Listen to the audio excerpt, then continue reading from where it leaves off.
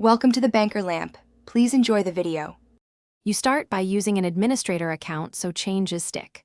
Open Start, click Settings, then Apps to access installed programs. This is faster than Control Panel. Once there, scroll or search for Mcafee to identify the exact product name because Mcafee components can be multiple.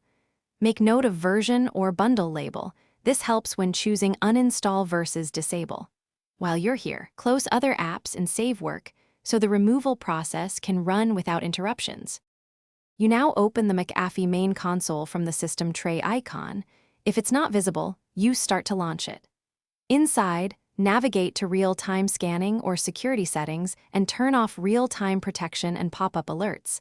This prevents repeated interruptions. Make sure to apply and confirm prompts. Mcafee often asks why, so choose a temporary disabled period. Once done, return to Windows settings to proceed with more permanent changes like uninstalling or adjusting notifications. You finish by selecting Mcafee in Apps and choosing Uninstall if you want it gone. Follow the uninstaller prompts and restart the PC. If you prefer to keep it, open Windows Settings right arrow System, right arrow Notifications and Actions. Find Mcafee and turn notifications off so pop-ups stop without removing protection. Restart to ensure settings take effect.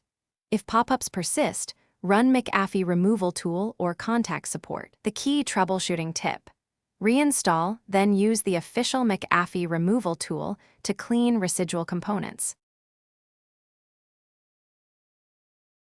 Thanks for watching. If this was helpful, leave a like and consider subscribing. See you next time.